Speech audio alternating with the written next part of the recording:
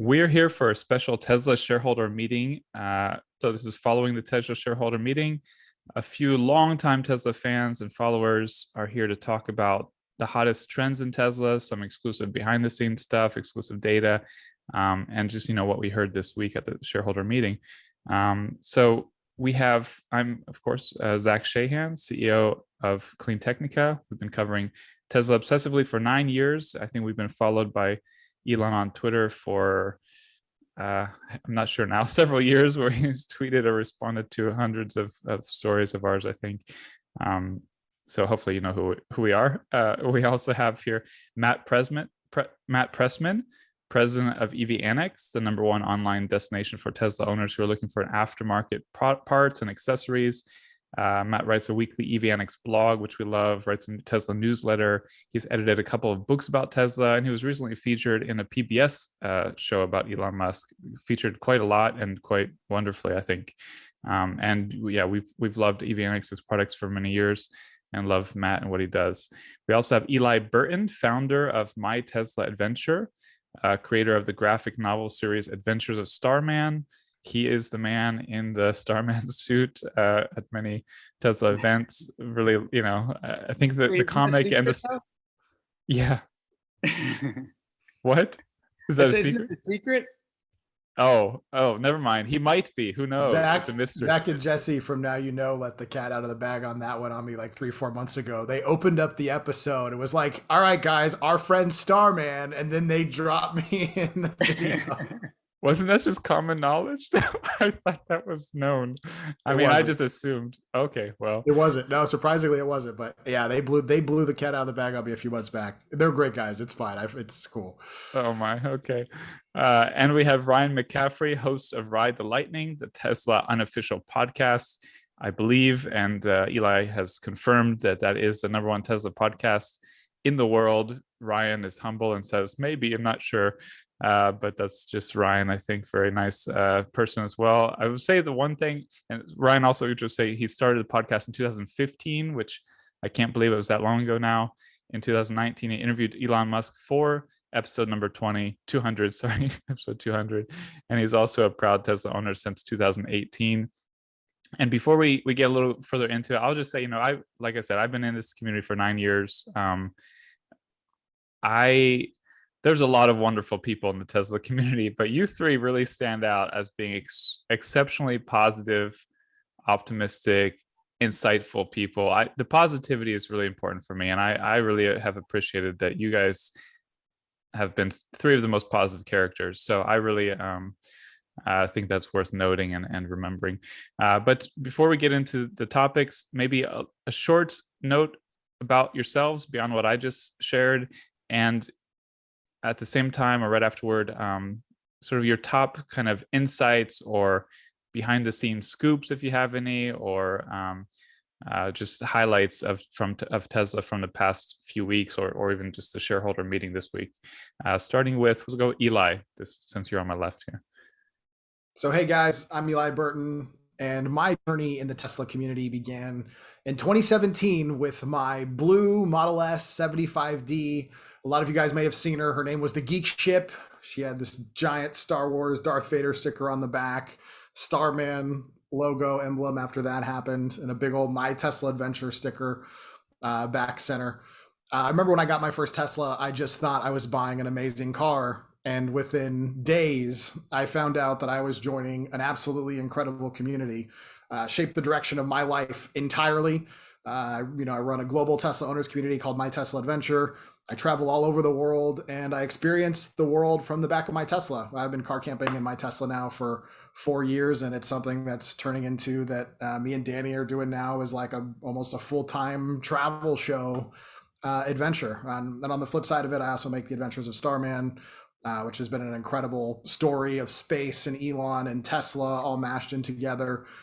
Probably that storyline hit its peak probably for me just a few weeks ago when I finally got my own Tesla Roadster, and we'll save that story for later in the podcast. But I traded an NFT for a Tesla Roadster, so we'll come back to that. But anyway, I'm honored to be here. It's been amazing being part of this Tesla community. I love the positivity that it stands for, and I'm honored to share the stage with you guys. Yes, he traded a JPEG for a car. This is an original Tesla Roadster. This is epic. Anyway, we'll move on to Ryan before I get myself into trouble. Ryan, what's a little bit more about your deal, your background, and yeah. Sure. Well, I've I've been a car guy ever since I was a little kid. I had this massive hope chest full of Hot Wheels and Matchbox cars, and I just, for some reason, ever since could walk, cars were just a thing for me. And I was very lucky to own my first dream car, which is the DeLorean. I had a 1982 DeLorean for 12 years, all through my 20s. It was just a dream come true, and I'll always have a soft spot in my heart for that car. And then in the late 2000s, I live in the San Francisco area, and I came to hear about the startup company Tesla. And as I learned more about it, there were all these just bizarre, obviously coincidental parallels to DeLorean. It was just this upstart trying to take on the establishment and do things in a safer, better way, like longer lasting. And even with like ties to Lotus, just strange parallels. Anyway, I eventually convinced Tesla, they have one showroom at the time in Menlo Park, California, to let us host a DeLorean Club event, the Northern California DeLorean Club, at their showroom this is when the Roadster was out. This was 2009. And I went down there. We had a great turnout. They gave us a tour of the whole facility, including the building in the back that they don't normally let people into, where they actually would bring in the gliders from Lotus and then the powertrains from the East, and made everything together, finished the cars, and then get them out and get them delivered. And so afterwards, I emailed them to thank them for such a great experience. And they wrote me back and said, hey, you want to come take a test drive of the Roadster? And well, I wasn't going to turn that down. And as soon as, like many people, as soon as you drive a Tesla, just the light goes off, and I just went, well, I can't go back. This is how we should be doing this. It took me almost 10 years before I could get to a Tesla that I could afford, which was the Model 3.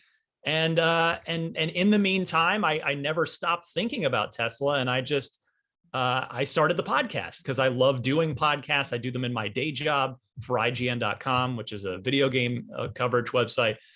And so, yeah, I've been doing Ride the Lightning, my weekly Tesla podcast, ever since, every single week without fail for the last 6+ years. And like you're saying, I just love this community. I mean, it's a very enthusiastic, positive community where it's just this strange but amazing melding of people that love technology and people that love cars. It's just unlike anything I've ever been a part of. And it's been a great run.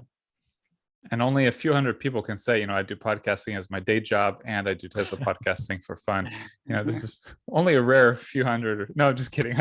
This is pretty unique. This was, you were very well equipped to launch the podcast, and I think you've nailed it. Matt, talk a little bit more about yourself. I don't know if you want to get into, we can go straight into kind of the highlight of the show, perhaps the Us Deliveries and your business, or we can come back to that. So I'll leave that to you, but a short intro first, and I'll just say that I first met Matt in line to reserve the Model 3 in was it Santa Monica? Santa Monica, I think it was. Yeah, Santa Monica. Yeah. And it was a wonderful experience. That morning was probably one of the most epic of Tesla history for many of us. We were waiting in line early. So I met you and your dad, and we've had a great connection ever since. Yeah, so now I own a Model 3. I also own a Tesla Model S. And in 2012, my dad and I started the first Tesla aftermarket accessories company called EVANNEX. And we've been in business the longest of any company in the space in the Tesla ecosystem. And so I have 2 Teslas. I own a lot of Tesla stocks. I'm really, really interested in how the company does, especially during a shareholder meeting. I wrote an article about the Tesla shareholder meeting this morning. We can get into that as well. But yeah, I'm a huge fan of the community. CleanTechnica is my favorite media outlet, as many people know. I've been on a few podcasts. Eli and I met at SpaceX, what was that SpaceX event, right? That was in Orlando. No, We were not there early. for the level 3 reward from the referral program where Ryan actually earned his Roadster. We were there for the level 3 award. We were watching Falcon Heavy Arabsat launch from on top of the 9th story of NASA's exploration tower. We were like 2 miles away from the landing zone, the closest you're allowed to get. And we got to see the giant, couple 100-foot Roman candle looking things called SpaceX's Falcon 9 boosters land themselves on the pad. Yeah. And then Ryan and I met as well there. So yeah, Ryan's interview with Elon's probably my favorite ever. It's incredible. He did an amazing job. So yeah, I mean, lots to talk about. The shareholder meeting was incredible. I can't wait to dive into it, but I'll let Zach kick it off. I think we're all in agreement here. Matt, you can just keep talking. You're saying nice things about us. We could hear that all day. No, no. The big thing I wanted to ask you guys about, at least from my standpoint, the title of my particular article I wrote was Robin Denholm said that they can do 20 million vehicles by 2030. Now I know that was in the impact report as well as stated at the shareholder meeting today or yesterday in the introduction. How likely is that to happen? If it does happen, how does that compare with other automakers? Because to my understanding, other automakers are about 10 million vehicles a year. So if they can double what other automakers like VW and Toyota do in a decade, that is just remarkable. And it definitely justifies the stock price, justifies the growth. I think to me, that little intro just blew me away. Like, wow, this company can go from 500,000 units last year to 20 million by 2030. So I wanted to get your thoughts on that. I mean, for me, so that was first from Battery Day. That was the big goal laid out at Battery Day. And the way I look at it is it's going to happen, but probably not by 2030. That's the Tesla way, is they set these insane goals. They hit them, just typically not on the timelines. Everybody knows about Elon time. So the way I look at it is, even if they only get to half of that goal, which is totally reasonable based on the trajectory they're on, if they're doing 10 million cars a year in 9 years from now, because we're already almost done with 2021, really, yeah, 8 to 9 years from now, even 10 million cars would put them, as you said, near the top of the list of volume automakers on the planet. And then, yes, will they eventually get to 20? I have no doubt about that whatsoever. But yeah, I think it's probably going to be 10 in 2030, and that will still be incredible. Yeah. When I look at these numbers, it's staggering. So as of this quarter, we are just short of an effective million car a year run rate.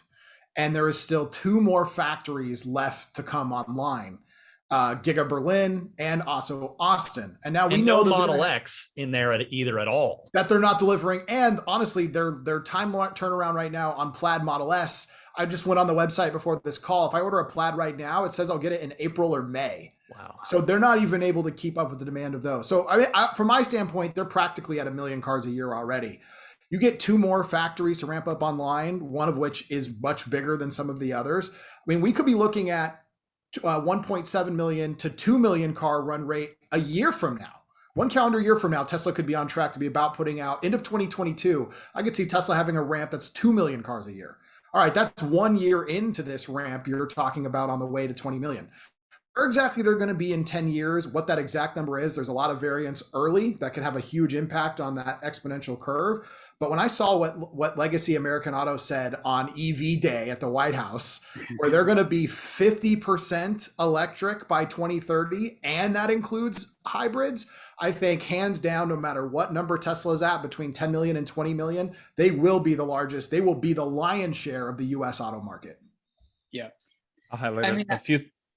Yeah, well, I want to get your take, Zach, because I mean, to me, some of the charts and graphs that you put on CleanTechnica really showing the trajectory and the ramp. Well, we love tracking. I've been doing these. I've absolutely loved the sales charts. I don't know if any of you noticed, but I was very proud. My best forecast ever recently.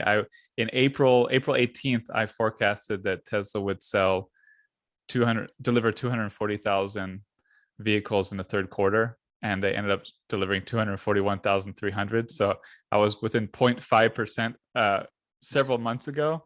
but that's a lot of that is luck. So that's, just put it down to luck. But I do track it very closely, and I love tracking it.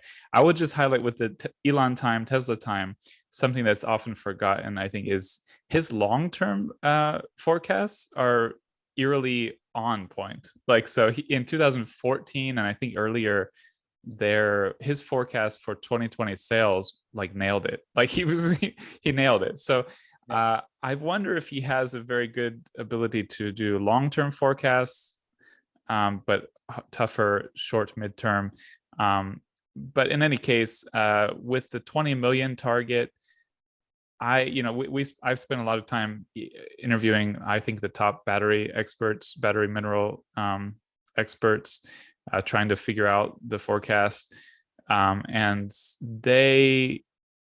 I haven't met one that thinks 20 million in 2030 is close to realistic. Like, it's just, they would like to. I mean, these are people who would like, they're Tesla fanboys. They track the market closely and would love to see it blow up. And it doesn't seem, is the challenge with the batteries is it takes like 5 to 7 years to build a mine. Obviously Tesla's doing a lot to try to expand that, but I think, as Elon has highlighted many times, they will take all the batteries they can get because it's really hard to get enough batteries. And I just think 2030 is too optimistic. But 10 million in 2030, if they achieve that, yeah, would put it, that's what Volkswagen and Toyota, the top automakers, do in a year. The last thing I would highlight on that front is I forgot what it was.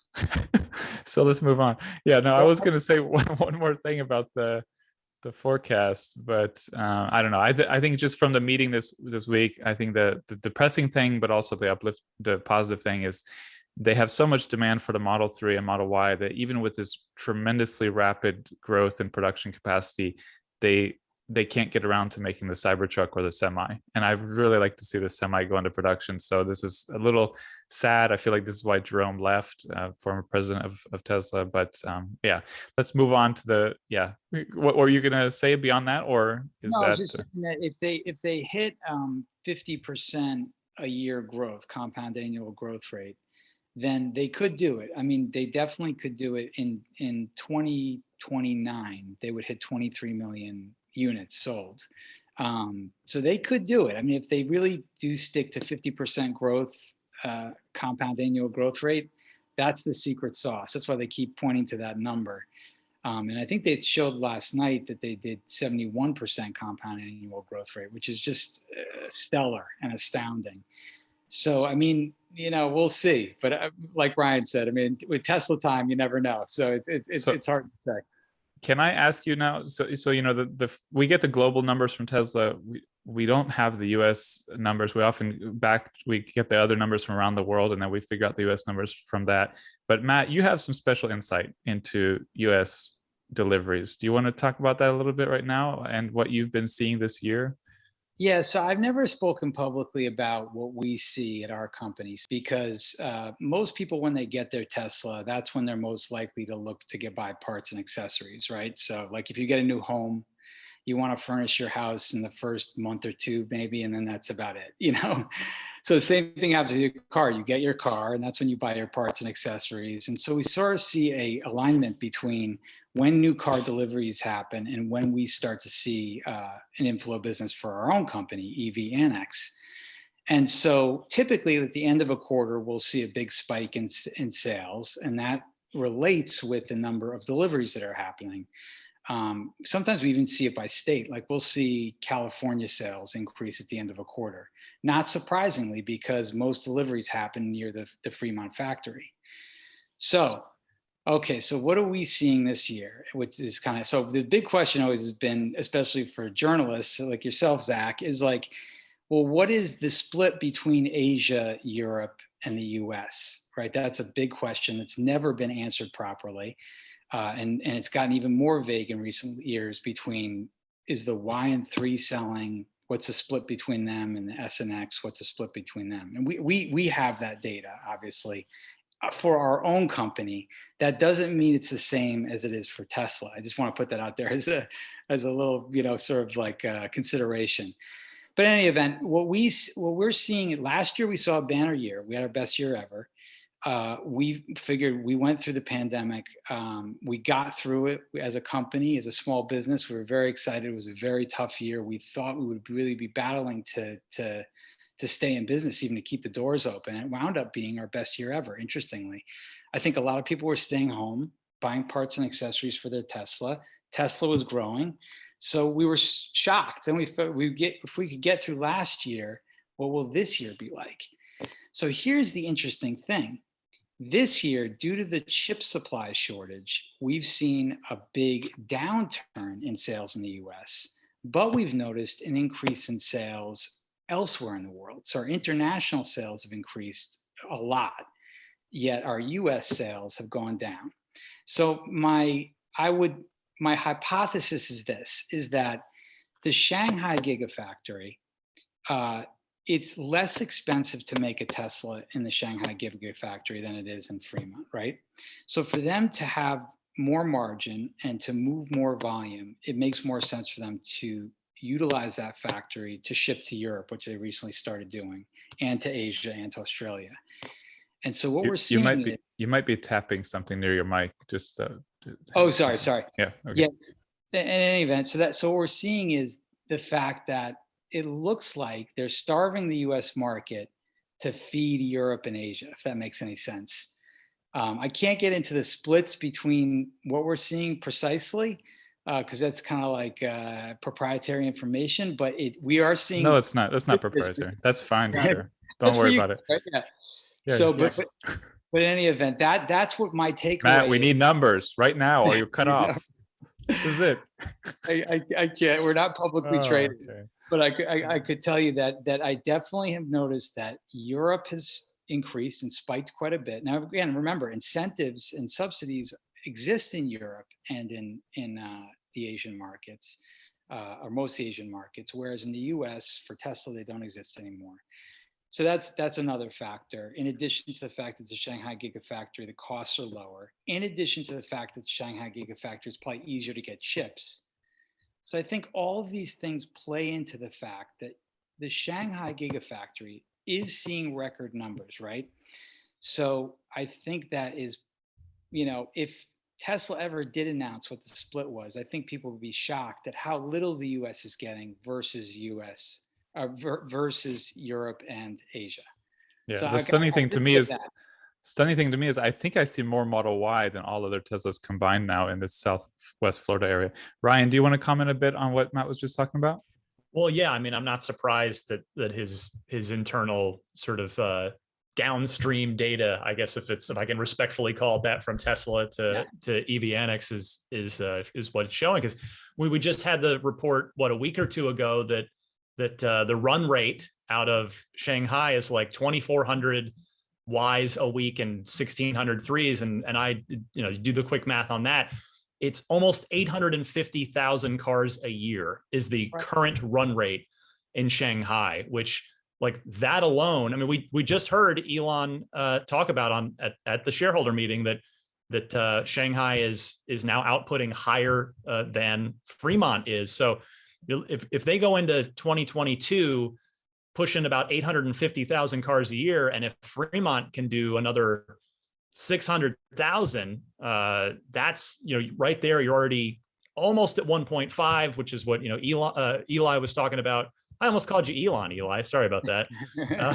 Which is what Eli was talking about earlier in his optimistic look that we could get to 2 million next year, and that's when you factor in Texas and Berlin. Sure, 2 million suddenly becomes very, very realistic. I mean, it'll take some time for those two factories to make it through the infamous S curve and be, kicking up to a big run rate. But, if they 250K each out of those for 2022, that seems reasonable. And so 500 combined plus what we're already going to get from Fremont and Shanghai. And suddenly, 2 million next year looks pretty reasonable. And I'm not at all surprised. I mean, Shanghai has been they've exceeded every single goal ever set for them. I mean, that place is, it's just incredible what's been going on over there. They also killed Elon time. R.I.P. Elon time. Who would have known it would take the Chinese to end Elon time, but they nailed it. Oh yeah, they You definitely can, did. Eli, do you want to comment at all on that, or should we move on to another? I will guide us into another one. So the thing I Like the forgot to, stock. the thing I was thinking about earlier was the European plug-in vehicle market share. Like right before this call, I edited an article that 21% of new cars sold in Netherlands last month were fully electric. 32% were plug-in hybrids or plug-in vehicles. Sorry, but 21% were fully electric. Across Europe, we're approaching 20%, 10 to 15%. And it's just been stunning. This has been the story of the last two year and a half for me. And you see what happens when word of mouth gets around, and of course, automakers are forced to try. But in our area, like we have maybe 20 Teslas in our pickup line at school where my daughter goes to elementary school, and no other EVs. So we have this strange problem. I mean, it's a benefit and a problem, but it's only Tesla that's selling in such ridiculous numbers in the US. I do see the ID4 around. I love seeing it. I see an i3 once in a while. I love seeing it. See Leafs or Bolts or Mach-E's once in a while. Taycans. But Teslas dominate every intersection. There's multiple Teslas. What do you Eli, you can speak about this maybe. What do you think is the future next few years of the EV market in the US? Does it continue to be dominated by Tesla, or do we start to get a little more? And it's not really about it's also about raising the overall market share, because it's very low in the US. It's like 3% around. So we want to be up 10, 15, 20%. So I think what's your thoughts on the next few years of expanding EV adoption and Tesla's role in that? EV adoption is going to increase across automakers. We do see demands for the limited numbers of Mustang Mach-E's that are being made, even though they have problems with dealers scalping them with $10,000 dealer fee add-ons and some other games that they're playing with people. But I don't see any path where anyone but Tesla is dominating the electric vehicle sales for the foreseeable future, because coming out of legacy American Auto, I've yet to see a product that at the same price point is comparable. I don't think the cars will not sell. I think there'll be people who've always bought a Subaru who just buy an electric Subaru. There's plenty of brand loyalists across the board. But we're stepping into a new world where we're not buying cars anymore the way we've thought about cars. We're buying technology. And for people who have experienced a Tesla, I think it's going to be a hard sell to say, oh, I've seen a Tesla, but instead I'm going to go buy the ID4. That will happen for some people, but that's not what I'm seeing for the people I hear talking to. They're like, damn, this car's cool, but like, wow, I can get a Model 3. So I don't see any way that Tesla's not dominating. They've got the brand, they've got the scale, they've got the tech car, and the other automakers are still figuring it out. I would re-answer that question, reassess that question again in a couple years, assuming these car manufacturers transition into being technology platforms. But for now, Tesla's going to be the dominating player. And how high do you think Tesla market share can go in the US when Giga Texas gets up and running? How much of the market can Tesla represent? The specific percentage, I don't have a prediction. I'll leave that to Matt or Ryan. Well, I mean, last year they did 80%, right? In the US, Zach, it was 80%. Oh, I mean, yeah, but I mean of the overall market. So. Okay. I don't know. To be honest, I'd have to know exactly how many total U.S. cars are sales and divide that by Tesla's 2 million cars a year they do at the end of the year. So I can't tell you what those numbers are offhand, but if Shannon could run a calculator for us. We can circle back to it afterward. So let's get into some of the reader questions. First one from Jimmy. What's Tesla planned spending for future R&D? So I'm just going to modify that a little bit. What do you think Tesla is focusing its R&D on these days? This is sort of, yeah, some of it obviously is going to be secretive. Some, is out there. But what do you think about Tesla's R&D spending right now and where it's going? Start maybe on the right this time with Matt. I think right now, all the focus is probably on the so-called Model 2 or Model C, the smaller compact Tesla. I think that is what the company is laser focused on, is how do they get a car at a price point of $25,000. And how do they get it where it has autopilot, where it has the technology that you see in a Model 3, where it looks great, where they can do things on the production side similar to what they're doing with the Model Y right now in Texas that you're seeing with the Giga castings.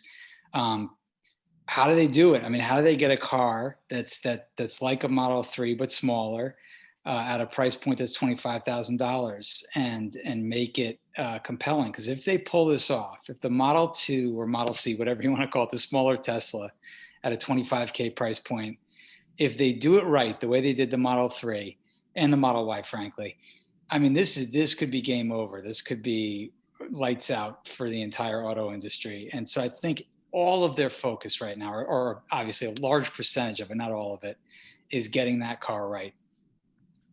Well, China's doing that car. We know that that's being designed out of Giga Shanghai, out of the new design studio over there, and it's going to be built over there for that market to start with before it gets shipped out globally. But I do agree that that is the next step in the greater growth story that is Tesla, and they're going to do it because in my interview with Franz von Holzhausen, the chief designer at Tesla, that was episode 220.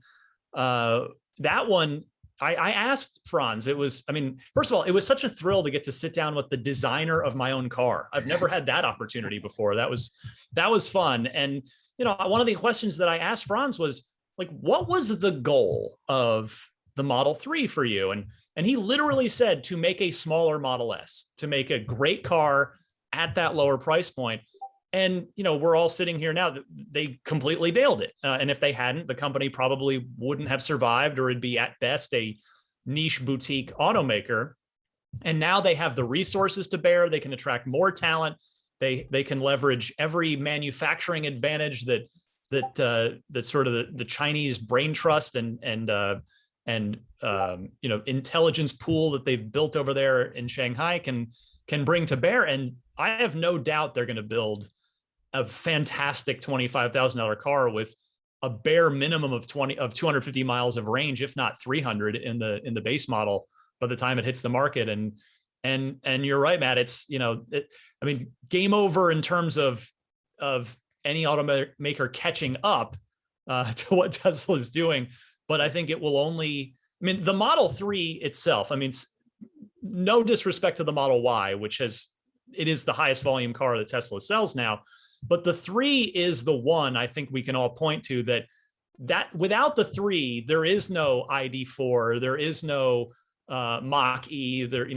That's the one that has caused the other automakers to actually try to make some serious efforts. And the $25,000 car will just force them to accelerate whatever plans that they're, to Eli's point earlier, they're just kind of kicking the can down the road on, well, maybe half the fleet is electric-ish by 2030. No, the $25,000 car is going to be the one where they're going to have to get serious and they will have no choice. Yeah. And understanding that Tesla can make a $35,000 Model 3 today, and they still will off menu. It's a very basic car, but the fact that Tesla can even do that today with where they were, they've been doing that for over a year now with their current state of manufacturing, knowing that Tesla and Elon all the time talks about they are laser focused on making manufacturing their long-term competitive advantage. $25,000 car is doable. It's a matter of when. And it's stunning to me that Legacy Auto is acting like the rate of growth is never going to change. And it's going to be wild to watch the shakeup that happens in the next 10 years where some of these players don't make it. Like, we're all going to make it, but they're not going to make it. But so looking at what I think Tesla's putting a ton of money into R&D on, I think I agree with both of you guys. I think there's a lot of money going to what Elon said is not the Model 2. They can call it whatever they want. There's going to be this car's coming, subcompact, you call it whatever you want to call it. I believe that they are going now putting a large chunk of R&D into AI.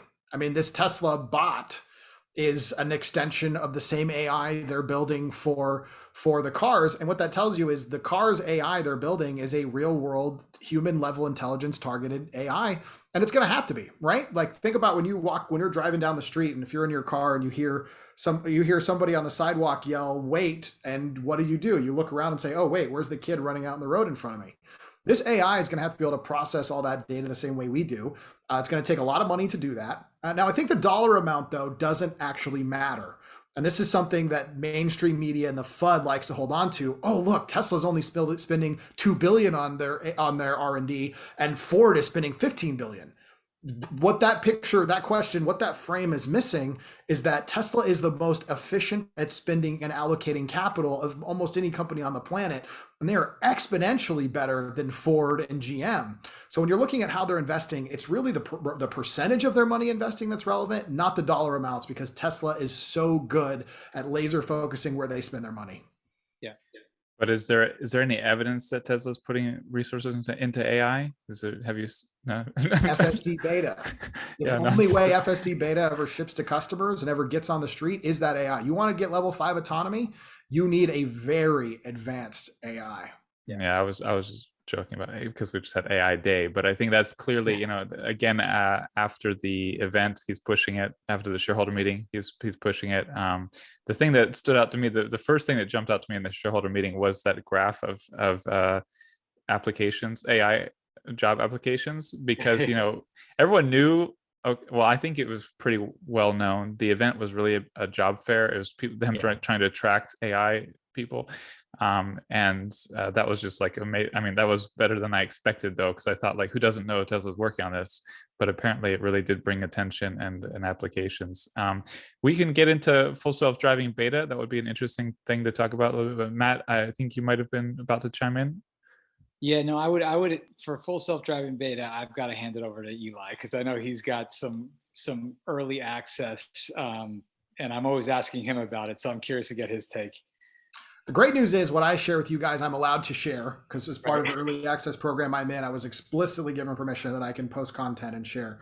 It's been pretty wild to watch it develop, because it has really 2 layers. It has this logical, like, processing layer where you can tell it's what its awareness is of the broader world around it. And it gives you that feedback by what it's displaying on the HUD. Then there's this other component that it's the AI's mechanical control of the vehicle. And it's been interesting watching this push-pull evolution of, like, the car's awareness get better and its mechanical control get better, but they aren't necessarily always in sync. So I've had a build where I'm like, wow, its awareness of what's going on just made a jump. Like, I noticed that it's seeing and responding to things and things that it didn't even used to see, but then maybe its mechanical awareness either didn't improve or took a slight step backwards, where it's like, oh, the car saw it. It tried to make the right maneuvers to react, but it kind of screwed up the maneuvers. But over time, what we're seeing is this very consistent, its awareness and processing of the real world is getting better, and the AI's mechanical control of the vehicle itself getting better. It's like a kid, right? It's like they learn new abilities and maybe they don't have bad coordination and can't execute on them immediately. That's what the experience has been like the last 9 months watching FSD Beta build. Is like getting to interface with this burgeoning AI that's developing its movement skills and its thinking skills kind of in not perfect parallel. So you can really see the, like, leapfrog steps it makes going down the chain towards full self-driving. It's incredible, man. I mean, I'll give one example of something it did that really blew me away. I turned off navigate on autopilot because it likes to jump lanes quite a bit, especially if you're in the passing lane. When I'm going down 5, I'm going the max speed autopilot will let me. And autopilot doesn't like to stay in the passing lane because it's the passing lane, but I'm going so much faster than traffic in the right, the changing lanes back and forth gets a little bit aggravating. So I disabled navigate on autopilot, and as a result, missed my freeway change. Turned it back on and let the car just take me on the next exit and get me back to the right freeway. Well, when it did, I came across this intersection where the other side of the intersection, it was a 4-lane intersection, and across the other side, the 2 lanes that were for my direction were completely blocked. And there was a coned construction lane created on the other side of the road that we were supposed to go into. And this coned lane didn't even go in the exact spots that the lane lines were on the other side. The car went through the intersection without hesitation, identified that coned lane. So through the intersection that has no lane lines, it went to the other side of the road to go in that construction cone lane that we were supposed to go in. Even though the construction cones violated the lines, it knew that's where it was supposed to go. Drove me through that for about a mile, 1.5 miles, I think it was, through this windy, turny cone construction lane on side streets, got to the green light, turned on the right blinker, and at speed turned right and got me right back onto the freeway. Can we talk about for a second that Eli's doing 90 on the 5 and not worried about getting pulled over by the police. I was 90, wondering what, dude, and you've got bigger stones than me, man. I would think there'd be CHP waiting for me the second I hit 90 miles an hour. Here's the thing. Yeah. I'm actually not on 90. I'm only at 80 because they lowered the speed. Okay. The max speed All right. Vision. That's fair. They lowered it to Vision about 3 months ago to 80. Otherwise, I'd be doing probably about 85. Because you've got a radar car, so you should be able to do 90. But all right, if the beta's only letting you do 80, that's fair. They switched it when they switched to Vision only and got rid of radar. For now, they're limiting it to 80 because I think there's a safety tolerance between 80 and 90 that pure Vision can't calculate distance fast enough all the time yet. So they're limiting it currently to 80. So if not, I might have been going 85 or 90. All right, I retract. I issue you an apology, Eli. But on the flip side, I did post video as I was going through some of the freeways in Mexico, South Texas, on I-10, where there's entire stretches of road where you've got 5 miles visibility, and you better bet I drove that thing until the speedometer wouldn't let me go any higher. Yeah, I saw that 162 mile an hour video. I saw it. that was on the Autobahn. That was when he was in Europe. Yeah. That's right. Mexico. Yeah. Only where it's somewhere in legal. Mexico. Yeah. I would like to keep going down that road, but maybe we'll go back to some of the reader questions. So a couple of people asked about vehicle to home, vehicle to grid. I think, do you guys have any thoughts or any insights on vehicle to home progress? Elon talked a little bit about, smarter grid stuff last night in Australia and Texas, being able to respond to grid problems to help keep the grid up, prevent blackouts. But any insights or thoughts you guys have on vehicle to home or vehicle to grid, which are a bit different? You want to take it first, Ryan? Sure. Yeah, I feel like I've been talking a bunch. I want to let you guys speak too. But for me, I would say Elon's been pretty clear, and Drew as well, Drew Baglino. They've been pretty clear about not having any interest in that right now. And for me, I think the reason for that is probably because they want to sell power walls. Honestly, I know it's a cynical thing to say, but it's, they just do not seem interested at this point in time. It's going to be a competitive advantage that the F-150 Lightning is going to be able to hold over the Cybertruck. And I'm kind of curious, how much will people care about that? Are they going to care a lot? Or is that going to be one of those features where, like, you think you care a lot, but really in the grand scheme of things, it's a small percentage of buyers? I'm not sure. I really don't know. I mean, it certainly sounds great on paper. And I hope that Tesla one day will get there, because that would just be a nice thing to have in your back pocket if you need it. But it just doesn't seem like Tesla's interested in it anytime soon. Just real quickly, I'll just say, just to delineate. So vehicle to home is basically like your car can be plugged in and then can act like a power wall.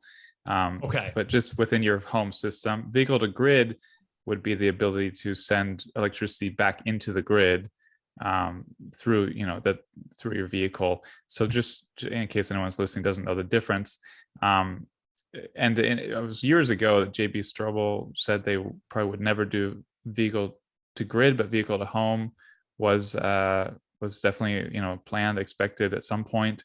I would just highlight that in Europe, Volkswagen's Power Day event, they had a big thing on vehicle to grid, and it looks like they're going to use their muscle, their weight, their size to make some big things happen with vehicle to grid in Europe. So that was one of the most unique and exciting things about Volkswagen.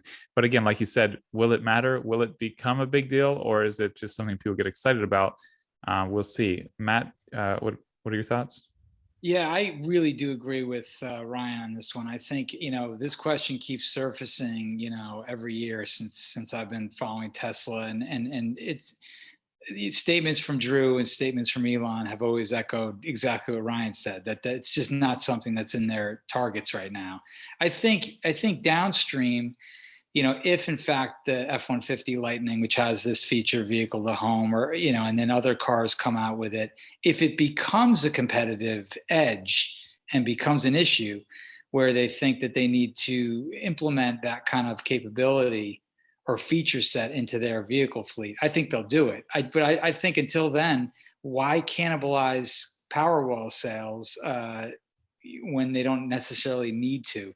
And I think the Powerwall, Brian could probably speak to this more, but the Powerwall is really set up for for charging the home versus a car, which is sort of a different, it's a different thing.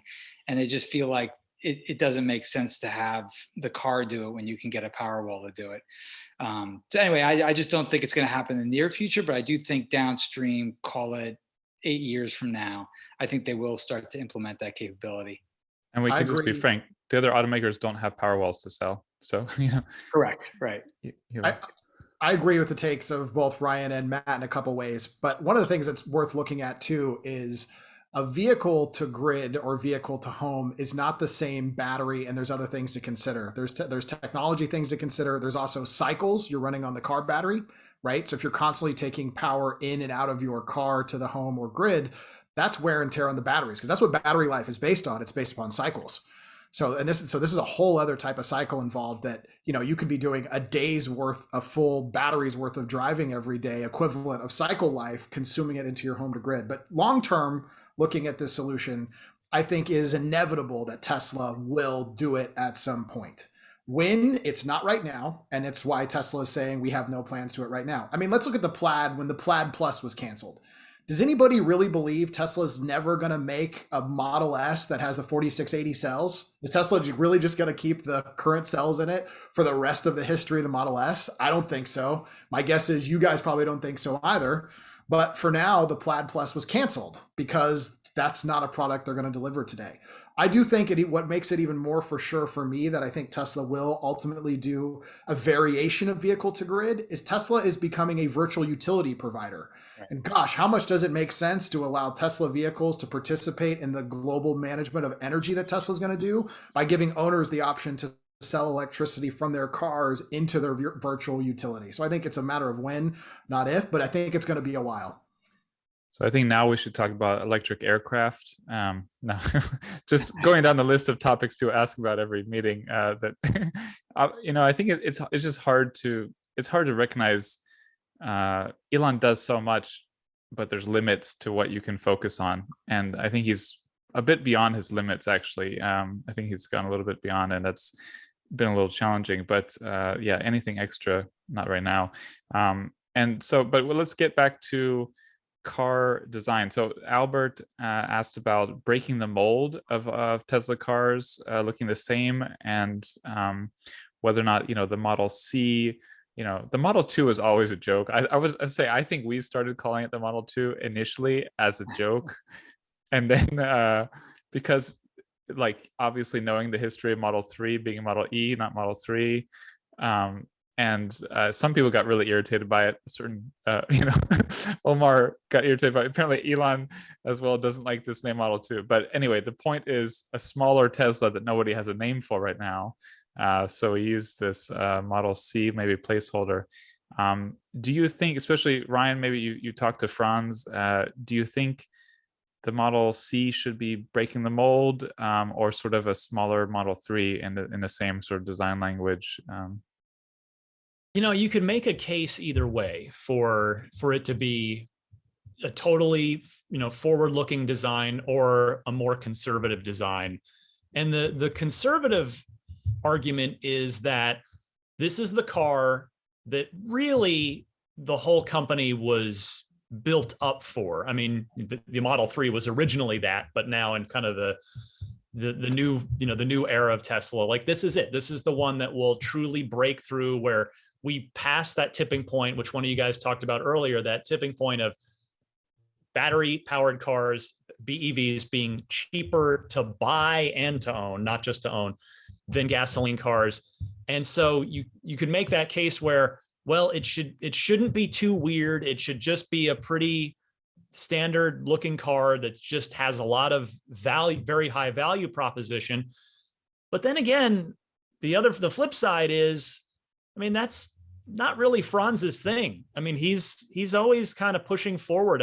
Look no further, the most recent example, which for better or for worse, depending on who you talk to, is the yoke in the S. And, whether or not the yoke is going to make its way into the Cybertruck, as the Cybertruck prototype has, it probably makes sense for something like that to make it into the Roadster. You want your hands at 9 and 3 in a $250,000 gas thruster assisted supercar But so I don't think Franz is going to let up. I think we probably will get something very forward looking, and hopefully not too far. I mean, there is a too far, and for some people the yoke is too far. And that's my criticism of the yoke. I know I'm kind of on a slight tangent here, but my worry with the yoke, the only reason because for me, I think I would like it in time, but my thing with the yoke is, when you go beyond the hardcore fans like us that are really interested in Tesla, if somebody that's just looking to make the switch to EV and they've heard good stuff about Tesla, but they're not a super fan that's eating up every little morsel of information every week, if they're turned off by the yoke and they instead turn and just buy a Mercedes S-Class or a BMW X5 and just, don't take that leap to EV because they're scared off by the yoke, that's bad for the mission. That's not what Tesla's mission is. And so that's where I wonder if then the $25,000 car could be a little more on the conservative side, because Tesla will not want to potentially scare anybody off. So I guess I know that's a really long-winded way of saying that neither would surprise me. I'm not quite sure which way they'll go, but neither extreme would surprise me. Yeah. Matt, you have a... Yeah, I mean, well, okay, here's my take on it. I think going from Model S to Model X, right, you saw the Falcon Wing doors, and that was a major sort of design disruption. I mean, it harks back to the DeLorean, to which we all loved when we were kids. I had one. It was like one of my favorite cars as a kid. I was like, I love the DeLorean. But anyway, to see the Falcon Wing doors as part of the Model X design was really irreverent, really different, really a game-changing thing that the company did. Then going to the Model 3, remember the crazy drama around not having something behind the steering wheel, just having the screen and having the entire interior be so different, so simple, so sparse and stark and minimalist. The Y doesn't really have too much in terms of anything radically different, but then you get the Cybertruck, which is, I mean, on every level, radically different. What's wrong with the Cybertruck, Matt? Come on, man. I'm just kidding. I love it, by the way. I think it's really cool. I love Blade Runner. So for me, I think it was a really cool design. But I think, looking at the history of Tesla, with the exception of the Y, interestingly, every one of their cars has always tried to do at least something that got people's attention, including the new S with the steering wheel, with the yoke. And so, will it be the entire car being just crazy different like the Cybertruck, or will it just be one or two really distinct and unique features of the Model C or Model 2 that are different? I don't know, but I think for sure expect something very different, just because he loves to get the press and the buzz. And I think it helps when you launch a car to have something that captures people's attention. And I think we're going to get that with that car. Yeah, Matt, you're kind of with me though, I think, because it's the Y it's the most conservative design they've done, because they knew, I mean, Elon talked before the Y ever came out. They said, we think this is going to outsell our other three cars combined. Yep. And they went conservative with it. So they knew, they wanted to play it relatively safe design wise, and it's totally worked. And so that's what makes me wonder if they will again kind of play it a little safe with the next one, because they know this is going to be a 1 million per year plus volume car, and they might not want to, go the Cybertruck route with it. Right. Although if it were a cyber car, I'd probably trade in my Model 3 in a heartbeat. If it, that's to own a stainless steel car again. Anybody listening to this, I say this, I'm sorry to listeners of my show who've heard me say this 10 times. Anybody out there, I owned the only stainless steel car that's ever been made. I had it for 12 years, as I said. People that have a Cybertruck on order, you don't yet fully understand, and I say this just in the kindest of ways, but you don't know yet how great it's going to be to own a car that is unpainted, where you don't have to deal with waxing, you don't have to deal with ceramic coating, you don't have to worry about scratches because a heavy duty Scotch-Brite pad can be brushed into the body and take the scratch out.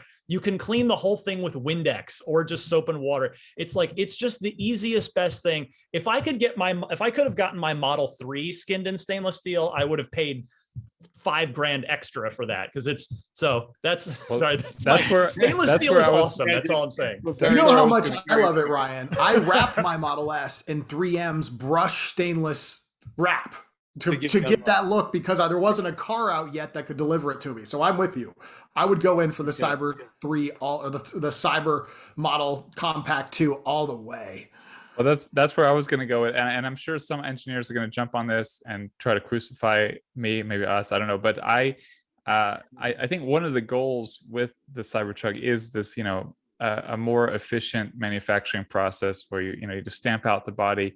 And if you could do that at a smaller scale with a car, Hot Wheels style or Matchbox style, and the lack of need for paint. Paint's not cheap. Paint costs a couple thousand. David Havasi worked at Tesla for 7 years. I love that he points out that paint is like putting fingernail polish on a car, and then it's like, it's not really, it's a very high maintenance, costly endeavor to cover a car in fingernail polish and then keep it nice. So the idea of a stamped out car body, simplified manufacturing, and then simplified, if someone wants a $25,000 car, they probably don't want to spend a lot of money on paint and paint maintenance. So I'm attracted to that idea. On the other hand, like you said, Ryan, I could also see it being a smaller Model 3 where they've got good margins on the Model 3 right now. They could take some stuff out and make it cheaper.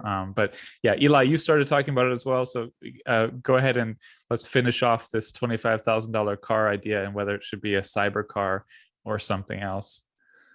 I don't think it should actually be a cyber car. This is a car that needs to sell to the entire masses. I mean, this is the Volkswagen bug, right? This is this thing that they want to see on every street corner worldwide, not just in Silicon Valley and California like the Model 3 already is. So no, I don't think it'll be a cyber car. I think it should, my thought is it should definitely go more conservative. I think there is a line too far for a car that you're going that mass market. I mean, the math they have to do is lowest common denominator.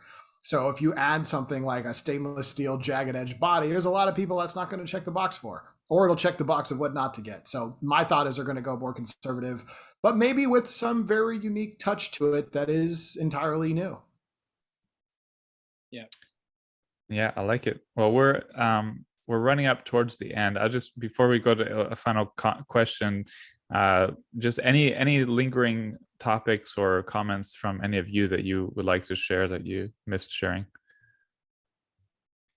Well, I mean, one of the key takeaways that I thought was amazing was obviously there's two things that when I was writing about it this morning was just, obviously the fact that the Model 3 is worldwide the #1 premium sedan. That's huge. And then also the fact that Elon is on the record saying the Model Y will be the best-selling car of any vehicle by volume by 2023, I think was the date. So that's a major statement. So will he do it? I don't know. Is it Tesla time, to use Ryan's terminology? I don't know. But still, that's a bold statement. And so for those of us that are shareholders and love to follow Tesla stock, if Elon can come through on that promise, that could mean something really big for the company. So I thought that was a really big takeaway as well. For me, my listeners know I like to take the 10,000 foot view on things from time to time, and just really, if you just pull back and look where we are. It's 2021, and we started in 2008 with a proof of concept $109,000 2-seat sports car, and look where we are. You've got the Model 3, as Matt just mentioned, that went from 0 sales in 2017 to being the #1 premium car on the planet in 2021. You've got the Y outpacing that. You've got 1 million+ orders for the Cybertruck. You've got the S is the quickest car ever made, period. You've got a new industry ready to be disrupted in a couple of years in the form of the Tesla Semi. You've got the Roadster, which will which is literally a video game cheat code because of the SpaceX package that will leverage technology from elsewhere in the Elon verse, that if Ferrari wanted to build an electric Ferrari tomorrow, they would not be able to effectively probably not put cold gas thrusters in it and aerospace technology. I mean, you look what this company has done, and it's just like, it's just so much fun to follow along with. And the fact that, you know, that these cars get better all the time with free software updates. And like, I just like to look at the big picture from time to time. And I think after a shareholder meeting like this, when you see, you know, a snapshot of 12 months, but back that out and look at 5 years, look at 10 years, it's just incredible. And the Tesla community, which we were talking about at the top of the show, you know, the four of us here, and you just look like, what I love about the Tesla community is that it's all walks of life. It's people of all income ranges, of all backgrounds. It's just, and you all can absolutely relate. Kids love Teslas. Kids get it right away. And so there's just this, the excitement of the present is exceeded only by the promise of tomorrow, which this company is now basically unstoppably heading for all of those big dreams and goals. And it's unlike anything we've ever seen in the automotive space, certainly. And I just like, I think it's just fun to recognize and appreciate that from time to time, because we're never, I mean, I hope we do, but we're probably never going to see anything like this again in our lifetimes. I got to say, for me, it's been incredibly special to have been part of the rise of Tesla and part of the Tesla community as a car owner, as a shareholder, as somebody organizing the community events. I was just at Kettleman City a couple days ago, and Kettleman City is where My Tesla Adventure hosted its very first event. And it was a big deal because it was the first time that supercharger had ever been filled to capacity. This was in 2018. We brought in enough owners from NorCal, SoCal. It was only S and X. And we filled that place up. And that was a huge moment for Tesla. I was driving home on Sunday and it was full of its own accord. There was no event happening there. This is just people coming back from LA after traffic. And the superchargers are no longer 150 kilowatt. Most of them are 250 kilowatt. And cars are just flying through there. And we stood up on the hillside, me and Danny, and we were looking down at it. And it was beautiful to see what was playing out. It was like watching all of these people driving into their own drive-in movie theaters. Plugging in to charge the car wasn't an inconvenience. It was a moment for them to stop and share an experience with their girlfriend, their wife, their kids, and the front seat of their car. And we just saw everyone staring at their Model 3 and Model Y screens, watching a show or playing a game. Everyone was smiling and having a great time. And it was just incredible looking down at that and to think that like 4 years ago, those cars that they're sitting in doing that didn't even exist. And that we had to get people out there having that experience. We had to organize it. So, I mean, just watching the transition of the community, I think the shareholder meeting this time was actually very boring as a result of Tesla's like, guess what? We're doing what we said we're doing. We're on track and we're going to keep going. You know, Elon, I almost imagined it ending with Elon as he did on SNL saying to the moon, because that's basically it. The path is laid out in front of him. So it's absolutely tremendous to be a part of it, to watch it happen. Tesla's best days are not behind them. They're in front of us. I mean, the community is going to grow by 1 million members a year as of now, 2 million in a few years from now. So it's going to be fun to watch this army rise. And yeah, it's been an honor to be a part of this, and appreciate, by the way, you guys at CleanTechnica have been very supportive of me. And I want to say thank you for that. Well, I think we all saw the potential and to be mass market. And I think, we all believed in it, but as much as you can believe in something, until it happens, it hasn't happened. Right. And I think for me lately, it's wonderful. My daughter's tennis coach is getting a Model 3, should be arriving soon. A mom of a tennis player in a tournament asked me about it. You see now all over the place, people driving a Tesla who don't know much at all about Tesla's history, or what Elon's tweeting or anything like that. And it's just wonderful to see it going mass market as we thought it could. So that's really inspiring. And yeah, I mean, I think in that vein too, David Havasi, we've interviewed him a lot. He lives nearby and he worked there from 2012, 2019. I love his story of riding a bike through the Fremont factory through darkness, like a apocalyptic scene, because it was just empty. There wasn't much there. You know, they ride past Elon and go, "Oh, that was Elon. Let's circle back. He's over there." You know, in this one area of the of the factory in between vast, empty, dark space. And then Elon sort of mentioned that last night, where now, you know, they're just pushing the edges of the bowl in Fremont, in Silicon Valley in general. They're expanding massively globally. It's just wild to see it happen, come to life. I will say there's a question which I sometimes, it comes up with different people sometimes. Someone asked, you know, Tesla's got several large facilities. Always was a plan to run 100% on renewable energy, but I don't think any of them do yet. And you know, even in Shanghai, they had the blackouts related to coal. Not, you know, Elon mentioned it recently, and that affected their factory. What are your guys' thoughts on, you know, sort of the delays getting to 100% renewable energy at the factory? We'll start with Matt. Yep.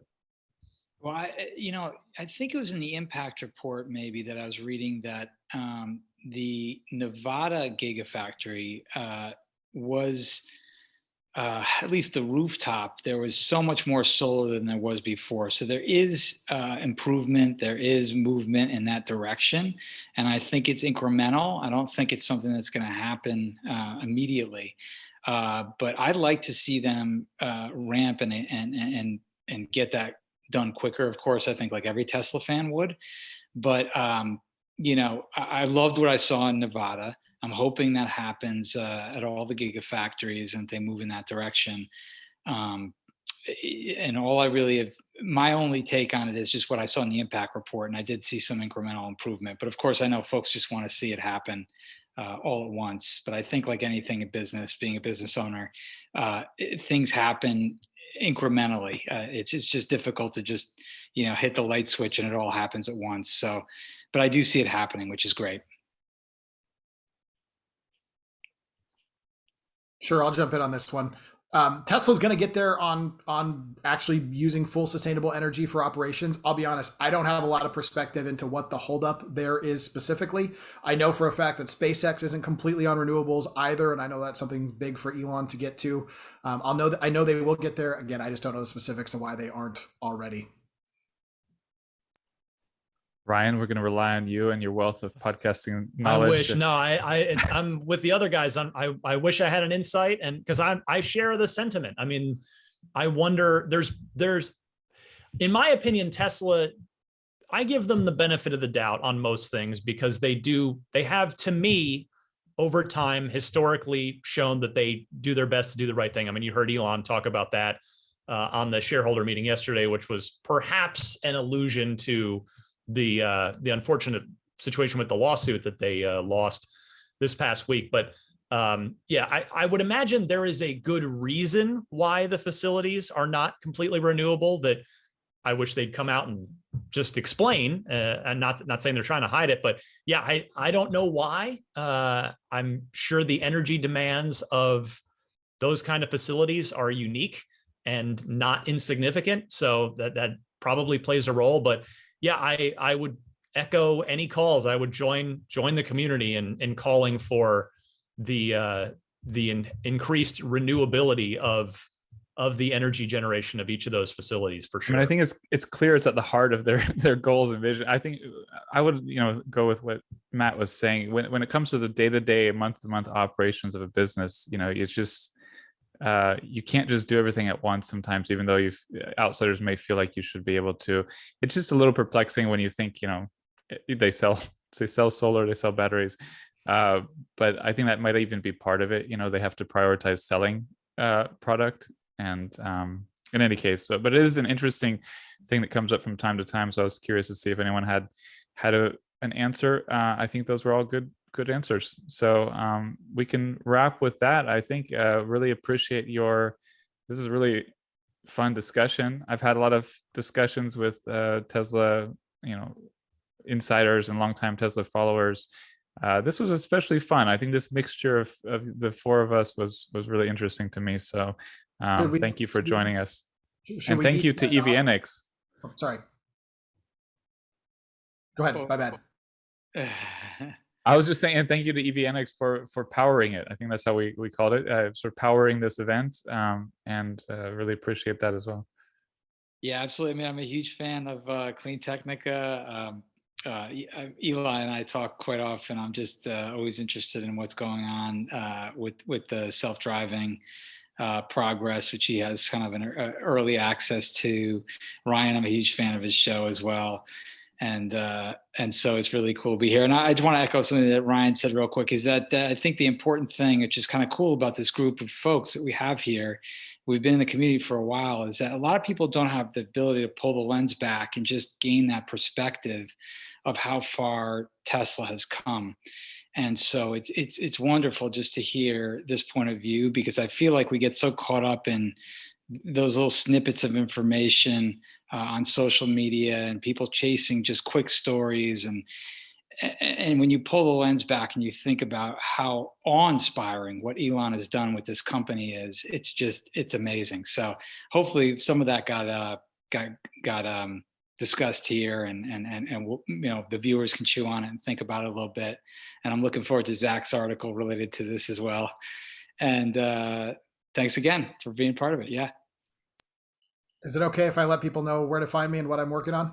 Yeah, yes, that was supposed to be done in the first 5 minutes. Yes, yes. Please let's closing words from both of you, and a reminder where to find you.